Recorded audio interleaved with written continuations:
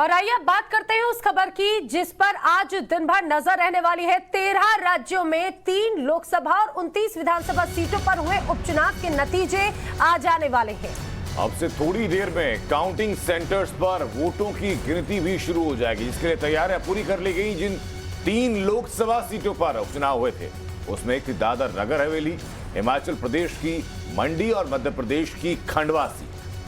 जी हाँ, और इनके अलावा जो और अन्य विधानसभा सीटें हैं उन पर भी उपचुनाव हुए और उन पर भी अब नतीजे आएंगे। इन तीनों लोकसभा सीटों के मौजूदा सदस्यों की मृत्यु हो गई थी, जबकि पश्चिम बंगाल, असम, मध्य प्रदेश, बिहार और राजस्थान समेत कुल 13 ऐसे राज्य हैं जहां पर विधानसभा की कुल 29 सीटों पर वोटिंग हुई और ये सभी सीटें या तो सदस्यों के निधन या फिर दल बदल की वजह से खाली हुई थी। और अब से कुछ देर के बाद में इन सभी उपचुनावों के नतीजे आ जाएंगे। 13 राज्यों में 3 लोकसभा सीटों और 29 विधानसभा सीटों पर 30 अक्टूबर को उपचुनाव हुए थे, वोटिंग हुई थी और आज उनके परिणाम आना बाकी है। तैयारियां पूरी की जा चुकी हैं, सभी जगहों पर ईवीएम से मतदान हुआ था। अब ऐसे में उम्मीद यह है कि दोपहर तक सभी सीटों पर रिजल्ट ऑलमोस्ट क्लियर हो जाएगा। आनंद, बिल्कुल, देखिए आपको महत्वपूर्ण सीटें भी एक एक करके बता देंगे कि इनमें जो 29 सीटें हैं इसमें किस राज्य की कितनी सीटें शामिल हैं और किस राज्य की किस सीट का कितना इंपैक्ट पड़ेगा आने वाले जो 5 विधानसभा चुनाव हैं, क्योंकि इन 5 राज्यों के विधानसभा चुनाव को लेकर के निगाहें लगातार जमी हुई हैं। इनमें से बीजेपी के पास करीब पहले आधा दर्जन सीटें थीं, तो वहीं कांग्रेस के पास 9 और बाकी सीटें क्षेत्रीय पार्टियों के पास थीं। लेकिन अब समीकरण कैसे बदलेंगी ये हमें देखना होगा। बिल्कुल, तो 13 राज्य के अलग अलग 3 लोकसभा और 29 विधानसभा में उपचुनाव हुए। हमारे साथ में हमारे सहयोगी जुड़ रहे हैं, साकेत सिंह पटना से, भंवर पुष्पेंद्र जयपुर से, गोविंद गुर्जर भोपाल से समय हमारे साथ में जुड़ रहे हैं। सबसे पहले भोपाल का ही रुख कर लेते हैं। गोविंद, आज जरा अब से कुछ देर के बाद में ये कहा जाए रुझान आना शुरू हो जाएंगे, जरा मध्य प्रदेश की इन सीटों के जो चुनाव हुए उनका समीकरण समझाइए।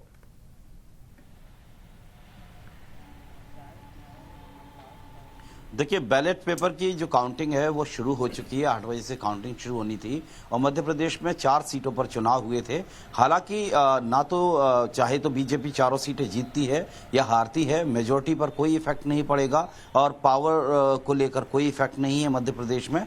लेकिन हाँ, ये फाइट है प्रेस्टीज की, साख की जो लड़ाई है कमलनाथ और शिवराज के बीच, जो जीत हार होगी वो ये जरूर तय करेगी कि किसकी साख में अभी दम है। क्योंकि कांग्रेस की अगर बात की जाए तो कांग्रेस ने उतना दमखम नहीं झोंका जितना बीजेपी सरकार है।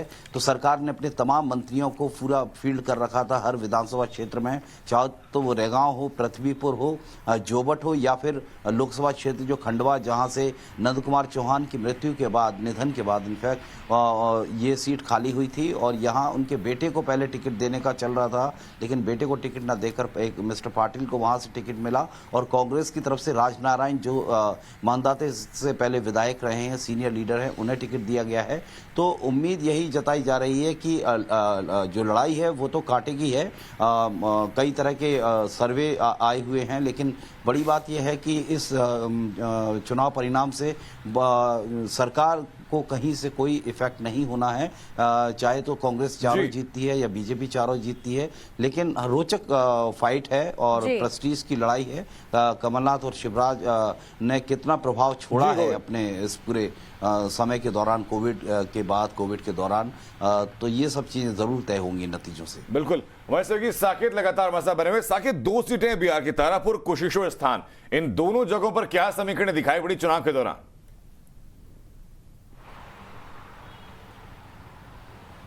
देखिए, बिल्कुल ये दोनों जो सीटें हैं वो काफ़ी महत्वपूर्ण सीटें हैं, क्योंकि बिहार की राजनीति में अगर आप देखेंगे तो जो सत्ता पक्ष और विपक्ष के बीच जो विधायकों का नंबर है वो काफ़ी कम है। ऐसे में ये 2 सीट जो है वो दोनों पक्षों के लिए काफ़ी जरूरी है जीतना। इसी वजह से लगातार आरजेडी के तरफ से भी और जेडीयू के भी तरफ से पूरी ताकत यहाँ पर लगाई गई थी। दोनों सीटें जेडीयू की सिटिंग सीटें हैं।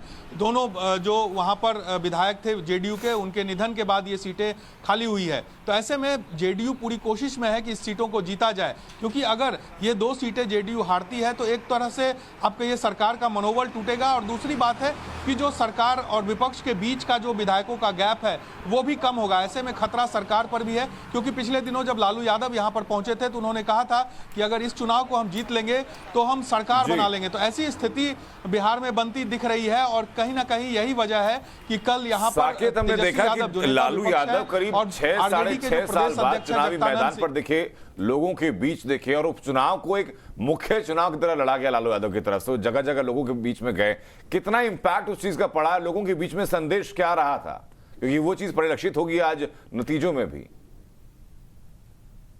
देखिए बिल्कुल लालू यादव का एक अपना स्टाइल है प्रचार करने का, और लोग जो जनता है वो कहीं ना कहीं उनके सभाओं में भारी संख्या में पहुंचते हैं, और वही तस्वीर दिखी भी। दोनों जगह उन्होंने चुनाव प्रचार किया। लंबे अरसे बाद वो बिहार लौटे, और बिहार लौटने के साथ साथ बीमार रहने के बावजूद उन्होंने 2 रैलियां बिहार में की। कुशेश्वर स्थान और तारापुर दोनों जगह उन्होंने सभाएं की। आप समझिए कि कितना इंपॉर्टेंस है इस चुनाव का। एक तरफ डॉक्टर ने लालू यादव को आराम करने की सलाह दी है, लेकिन वो आराम करने के बजाय चुनावी मैदान में पहुंचे, वहां पर उन्होंने पार्टी के लिए प्रचार किया। तो निश्चित तौर से एक बहुत इंपैक्ट है इस चुनाव का, और सरकार के नफा नुकसान को लेकर भी ये चुनाव बहुत ही महत्वपूर्ण दिख रहा है, क्योंकि जेडीयू के तरफ से भी नीतीश कुमार ने खुद, मुख्यमंत्री अमूमन जो उपचुनाव होते हैं तो वहां मुख्यमंत्री बहुत ज्यादा इंटरेस्ट नहीं लेते हैं चुनाव प्रचार में, लेकिन खुद नीतीश कुमार ने सभी जगहों पर जाकर सभाएं की, तमाम मंत्रियों को वहां पर लगाया गया। और आप सबसे इंपॉर्टेंट बात यह है कि आज चूंकि मतगणना शुरू हो चुकी है, जो पोस्टल बैलेट है उसकी गणना अब शुरू हो गई। 8 बजे से समय निर्धारित किया गया था, और आप समझिए कल ही शाम नेता विपक्ष जो तेजस्वी यादव हैं वो कुशेश्वर स्थान में कैंप कर रहे हैं। दरभंगा वो कल शाम निकल गए हैं, और वहां पर वो रुककर जो वोटिंग काउंटिंग है उसे वो देख रहे हैं। और तारापुर में प्रदेश अध्यक्ष जो है आरजेडी के उनको वहां पर लगाया गया है।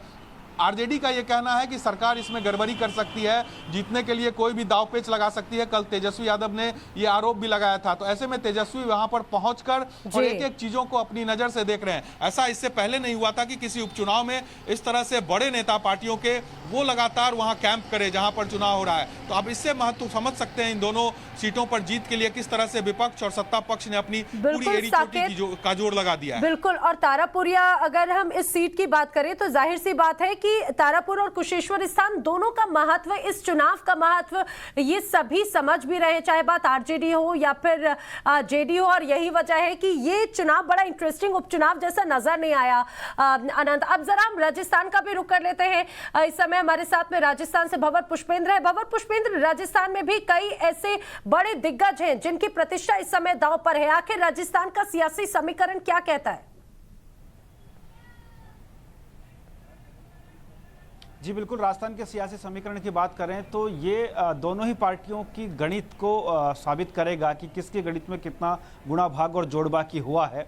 क्योंकि बीजेपी की हम बात कर लेते हैं, जो विपक्ष में है, वो कोशिश में है कि 2 जो सीटें हैं वल्लभनगर और धरियावद, वहाँ उनका प्रत्याशी जीते, और उसके लिए पूरी कोशिश की गई। यहाँ तक कि जो नेता प्रतिपक्ष थे उनको किनारे किया गया, गुलाबचंद कटारिया को, और नया चेहरा ला करके वल्लभनगर में खड़ा किया गया। और आपका दरियावद की हम बात करें तो वहाँ भी बीजेपी ने नया चेहरा खड़ा किया। ऐसे में अब कोशिश ये है बीजेपी की साबित करने की सत्ता पूनिया गुट अपना प्रभुत्व जमा पाता है या फिर कटारिया अपना प्रभुत्व जमा पाएंगे, क्योंकि कटारिया ने बहुत कोशिश की थी लेकिन उनकी जिन नाम उन्होंने सजेस्ट किए थे उन नामों को महत्व नहीं दिया गया था, इसलिए उन्होंने चुप्पी भी साध ली थी। तो वहीं कांग्रेस की बात करें तो कांग्रेस इस पूरी कोशिश में है कि आलाकमान के सामने ये साबित कर सके कि उनकी सरकार ठीक से चल रही, क्योंकि कांग्रेस में उठापटक बहुत तेजी से थी। एक तरफ सचिन पायलट गुट था तो दूसरी तरफ गहलोत गुट था, लेकिन दोनों एकजुट नजर आए इस चुनाव में प्रचार को लेकर के। एक ही हेलीकॉप्टर में बैठकर संदेश दिया गया, पायलट ने गहलोत की गाड़ी चलाकर संदेश दिया, और कोशिश यह की गई कि कांग्रेस का संदेश आलाकमान के पास ये पहुंचे कि वहां कांग्रेस मजबूत स्थिति में राजस्थान में है। अब देखना यह होगा कि चुनाव परिणाम जो आएंगे उसके बाद मंत्रिमंडल का विस्तार भी होना है, तो ऐसे में यह चुनाव कांग्रेस के लिए बहुत महत्वपूर्ण होगा। जी बिल्कुल, मैं वापस लौट रहा हूं आपके पास। इस वक्त हमारे साथ राजनीतिक विश्लेषक शहजाद पुरेवाला जुड़ चुके हैं। शहजाद, कैसे आप देख रहे हैं उपचुनाव के नतीजों को, क्योंकि अब से कुछ ही वक्त बाद 5 राज्यों में विधानसभा चुनाव भी है जो कि ज्यादातर हिंदी भाषी राज्य हैं, इसमें 3 हिंदी भाषी राज्य इन उपचुनाव में भी हैं। पहले तो ये एक तरीके से प्रतिबिंब तो होगा ही कि देश में किस तरीके का सेंटिमेंट है, पर ये भी बात माननी पड़ेगी कि इसमें से जो 29 सीट है उसमें से भारतीय जनता पार्टी के पास आज की तारीख में या चुनाव होने से पहले केवल 12 सीट ही थी। तो अगर वो उससे बेहतर कर पाती है तो मुझे लगता है कि भारतीय जनता पार्टी का ये एक नैरेटिव रहेगा कि देखिए जो भी हमारे खिलाफ दुष्प्रचार फैलाया जा रहा था, पूरे देश से तो ये आवाज नहीं निकल कर आ रही है, जनता हमारे साथ आज भी है। और मुझे लगता है कि भारतीय जनता पार्टी का लक्ष्य यही रहेगा कि जो 12-13 सीटें उनके पास थी उसको वो बेहतर करे, उससे ज्यादा सीटें लाने की कोशिश करे उनसे और उनके अलायंस पार्टनर्स की। और अगर ऐसा होता है तो भारतीय जनता पार्टी निश्चित रूप से एक नैरेटिव बनाने में कामयाब रहेगी कि देश में अभी भी एक तरीके से भारतीय जनता पार्टी की स्वीकृति है। अगर विपक्ष जो है ज्यादातर सीटें नहीं ले पाता है इसमें, तो मुझे लगता है कि उनको भी कहीं ना कहीं चिंतन करना पड़ेगा, क्योंकि बहुत सारी सीटें रीजनल पार्टी की भी है और कुछ सीटें कांग्रेस पार्टी की भी है। कांग्रेस पार्टी के लिए बहुत महत्वपूर्ण होगा, खासकर राजस्थान जैसे प्रदेश में, कि किस तरीके से वहां पर लोगों का मूड है। जी शहजाद, आपका दोबारा रुख करेंगे, लेकिन